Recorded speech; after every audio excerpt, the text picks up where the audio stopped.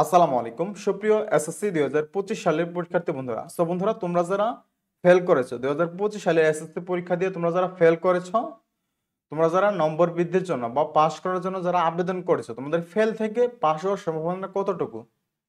Pass হওয়ার সম্ভাবনা কি আছে আদৌ? কত পার্সেন্ট পাস হওয়ার সম্ভাবনা আছে? তোমরা যারা ফেল থেকে ডিরেক্ট ফেল থেকে পাস করার জন্য বোর্ড চ্যালেঞ্জ করেছো, যারা নাম্বার বৃদ্ধির জন্য আবেদন করছো তাদের জন্য না, যারা ফেল থেকে আবেদন করছো তাদের নম্বর পরিবর্তন হওয়ার সম্ভাবনা কতটুকু, আজকের এই ভিডিওতে ইন ডিটেলস আলোচনা করব। বন্ধুরা, ভিডিওটি শুরু করার আগে তোমাদের কাছে একটাই রিকোয়েস্ট থাকবে, এখন যারা বেসিক স্কুল 24 ইউটিউব চ্যানেলটি সাবস্ক্রাইব করেনি, অবশ্যই চ্যানেলটি সাবস্ক্রাইব করে পাশে থাকা বেল বাটনটি বাজিয়ে রাখো, যাতে করে আমি কোনো হেল্পফুল ভিডিও আপলোড করার সাথেই সর্বপ্রথম তোমার কাছে চলে যাই। এছাড়াও তোমার বোর্ড চ্যালেঞ্জ সংক্রান্ত সকল আপডেট পেয়ে যাবা, তারপর তোমার কলেজ ভর্তি সংক্রান্ত সকল আপডেটও আমাদের কাছ থেকে পেয়ে যাবা। শর্ট দেরি না করে এখনই সাবস্ক্রাইব করে আমাদের সাথে যুক্ত হয়ে যাও। আচ্ছা, আমরা যদি বিগত বছরের রেজাল্টগুলো দেখি, যেহেতু তোমাদের রেজাল্ট এখনো দেয় নাই, এটা হচ্ছে 2023 সালের রেজাল্ট শিট, এটা হচ্ছে 2024 সালের শিট। আমরা বিগত বছর অ্যানালাইজ করে দেখব যে আসলে যারা ফেল করেছো, ফেল থেকে পাস হওয়ার সম্ভাবনা কতটুকু। যারা একেবারে ফেল করেছিল নাম্বার বৃদ্ধির জন্য না, যারা যাদের রেজাল্ট এফ চলে আসছে, তাদের আবার যে রেজাল্ট পরিবর্তন হয়ে পাস করার সম্ভাবনা কতটুকু, আমরা বিগত বছর, বিগত 2 বছর 23 সাল এবং 24 সাল অ্যানালাইজ করে দেখবো আসলে যে ফেল থেকে পাসের সম্ভাবনাটা কতটুকু আর এবার কতটুকু হওয়ার সম্ভাবনা আছে। এ সকল কিছু আজকের এই ভিডিওতে বলে দেবো। আচ্ছা, আমরা যদি 2023 সালের রেজাল্টটা আগে দেখি, 2023 সালের বোর্ড চ্যালেঞ্জের রেজাল্ট শিটটা দেখি, তাহলে এখানে দেখো তুমি, এখানে রোল নাম্বার, কোড নাম্বার আছে, এখানে প্রিভিয়াস রেজাল্ট অর্থাৎ পূর্বের রেজাল্ট এবং এখন যে নতুন যে রেজাল্ট তোমার হয়েছে সেটা। এখানে দেখো প্রিভিয়াস রেজাল্ট, এখানে অনেকের কিন্তু ফেল ফেল ফেল থেকে যাদের পাস, এখানে যাদের নাম্বার পরিবর্তন হয়েছে শুধুমাত্র তাদেরগুলো কিন্তু লিস্ট করা হয়েছে।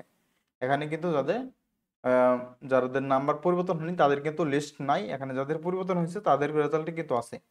এখানে দেখো এ থেকে এ প্লাস, এ মাইনাস থেকে এ পেয়েছে, বি থেকে এ মাইনাস পেয়েছে, এ থেকে এ প্লাস পেয়েছে, বি থেকে এ মাইনাস পেয়েছে, এ থেকে এ প্লাস পেয়েছে, এ মাইনাস থেকে এ পেয়েছে। এখানে দেখো তোমার কিন্তু একটাও কিন্তু এফ দেখা যাচ্ছে না, ফেল থেকে যে পাস করছে একটা কিন্তু দেখা যাচ্ছে না। আমরা কয়েকটা পেজ উল্টায় দেখি, আমরা একটু নিচে দেখি এফ আছে কিনা কোথাও। দেখো, তাহলে ফেল থেকে কিন্তু পাসের সম্ভাবনা কতটুকু তোমরা বিগত বছরের রেজাল্ট দেখলে বুঝতে পারবা। দেখো, আমরা আমরা ইতিমধ্যে কিন্তু কয়েকটা পেজ, আমরা 4টা পেজ কিন্তু পার করে আসছি, এখনো কিন্তু ফেল থেকে যে পাস হয় সেটা কিন্তু আমরা দেখতে পাইনি এখনো।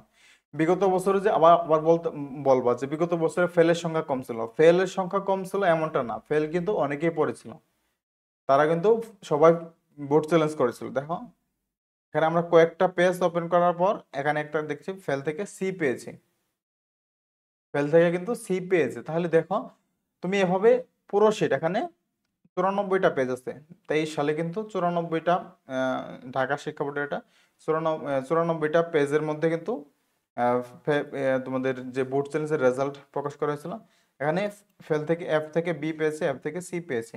তবে হ্যাঁ, পাস তো করবেই, ফেল থেকে পাস করার সম্ভাবনা আছে, তবে এই সংখ্যাটা একেবারেই কম।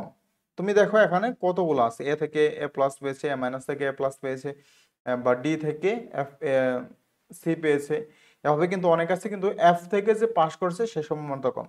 আচ্ছা, আমরা যদি 2024 সালটা এখন দেখি একটু, 24 সালের ক্ষেত্রেও কিন্তু সেম কাহিনী। এখানে 83টা পেজের মধ্যে তুমি খুঁজে দেখবা, এই যে প্রথম পেজের মধ্যে একটা আছে এফ থেকে এ মাইনাস পেয়েছে, তারপর দেখো আর কোথাও কিন্তু নেই।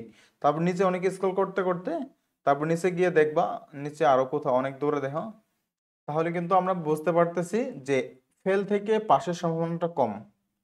তেমনি ক্ষেত্রেও বিগত বছরগুলোতে যেভাবে হয়েছে, হ্যাঁ বিগত বছরের চেয়ে আবার একটু ভিন্ন হতে পারে, কারণ এমনিতেই শিক্ষা বোর্ড অনেক ঝামেলার মধ্যে আছে, অনেক শিক্ষার্থী ফেল করেছে। বিগত বছরের চেয়ে এবার কিছুটা হলেও সংখ্যা বৃদ্ধি পেতে পারে, কিন্তু এই গড় হিসাবটা কিন্তু বৃদ্ধি পাবে না। হ্যাঁ, যেহেতু বেশি সংখ্যক ফেল করেছে, পাস তো বেশি সংখ্যক একটু করবেই বিগত বছরের চেয়ে। বিগত বছরের চেয়ে যেহেতু ফেলের সংখ্যা বেশি, পাসের সংখ্যা আবার বেশি হবে, তবে এই গড় হিসাবটা কিন্তু একই থাকবে। এবার এতগুলো শিক্ষার্থীর মধ্যে কিন্তু কয়েকজন যেমনি ফেল পাস করেছে, তেমনি ভাবে আবার যে অনেকগুলো শিক্ষার্থী ফেল করছে তার মধ্যে কিন্তু কয়েকজন শিক্ষার্থী পাস করবে, যারা এফ থেকে এফ থেকে অন্য মানে ফেল থেকে ডাইরেক্ট ফেল, একবারে এফ থেকে যারা নাম্বার পরিবর্তন করতে যাচ্ছে তাদের রেজাল্টটা কিন্তু এবারও তেমন ভাবে পরিবর্তন হবে না। আবার যারা নাম্বার বৃদ্ধির জন্য আবেদন করছে, যেমন দেখো এ মাইনাস থেকে এ প্লাস পেয়েছে, এ থেকে এ প্লাস পেয়েছে, এ মাইনাস থেকে এ প্লাস পেয়েছে, এ থেকে এ প্লাস পেয়েছে, এ থেকে এ প্লাস পেয়েছে, বিশেষ করে এ প্লাস যাদের মিস্টেক হয়েছে 2-1 নাম্বারের জন্য, অনেকে 79 পেয়েছে। আমি আবার রেজাল্টও দেখছি, অনেক শিক্ষার্থী 79 পেয়েছে, তারা কিন্তু অনেকেই বোর্ড চ্যালেঞ্জ করছে, তাদের রেজাল্ট কিন্তু পরিবর্তন হবেই হবে। 96% শিওর তাদের রেজাল্ট পরিবর্তন হবে। কারণ যাদের এ প্লাস মিস্টেক হয়েছে 2-1 নাম্বারের জন্য, তারা কিন্তু নিশ্চিত আবার এ প্লাস পাবে, যারা যদি বোর্ড চ্যালেঞ্জ করে থাকে। এবার কিন্তু তোমার ফেল থেকে পাশের সম্ভাবনা বিগত বছরও কম ছিল, এবারও কম থাকবে। যেহেতু আবার ফেলের সংখ্যা বেশি, পাশের সংখ্যাটাও কিন্তু বেশি হবে, বোর্ড চ্যালেঞ্জ থেকে পাশের সংখ্যাটাও কিন্তু বেশি হবে। তবে গড় হিসাবটাও কিন্তু একই থাকবে। তো বন্ধুরা, আশা করি বুঝতে পেরেছো যে ফেল থেকে পাশের সম্ভাবনা কতটুকু। তবে এবার একটু পাশের সম্ভাবনা বেশিও হতে পারে, কারণ এবার যেহেতু আন্দোলন চলতেছে, যারা যদি গ্রেস মার্ক দেওয়ার সম্ভাবনা আছে, এবার 2-1 নাম্বার গ্রেস মার্ক দেওয়ার সম্ভাবনা আছে, কিন্তু এটা অফিসিয়ালি কোনো নোটিশ দিবে না। তারা কখনোই বলবে না যে আমরা গ্রেস মার্ক দেবো, কিন্তু এটা কিন্তু গোপনে তারা গ্রেস মার্ক দিবে। 2-1 নাম্বার যাদের এ প্লাস মিস্টেক হয়েছে তাদের গ্রেস মার্ক দিয়ে তোমাদের রেজাল্টটা পরিবর্তন করে দেওয়া হবে, বা তোমরা যারা 2-1 নাম্বারের জন্য এ প্লাস মিস্টেক হয়েছে তাদের এ প্লাস দিয়ে দেওয়া হবে। আবার যারা 1 নাম্বারের জন্য ফেল করেছে, এফ চলে আসছে, তাদের রেজাল্টও কিন্তু পরিবর্তন হবে। আবার তোমার রেজাল্ট যদি 10 নাম্বারের জন্য যদি পিজিএ পরে এফ পেয়ে থাকো, তাহলে কিন্তু তোমার রেজাল্ট কখনোই পরিবর্তন হবে না, এটা গ্রেস মার্ক দিলেও হবে না, কারণ তুমি 10 মার্ক পেছনে আসো, তোমার কিন্তু সেই রেজাল্টটা পরিবর্তন হবে না। তবে 1-2 নাম্বার এটা ভিন্ন কথা, এটা চাইলে তারা দিতে পারে, দেওয়ার সম্ভাবনা আছে, কিন্তু এটা অফিসিয়ালি কিন্তু তারা বলে নাই, এটা আন্দাজ করা যায় আর কি। সো বন্ধুরা, আশা করি বুঝতে পেরেছো যে ফেল থেকে পাস হওয়ার সম্ভাবনা কতটুকু বেশি যারা ডিরেক্ট ফেল করছে, আর যারা নম্বর বৃদ্ধির জন্য আবেদন করছে তাদের রেজাল্ট কিন্তু কিছুটা হলেও পরিবর্তন হবে।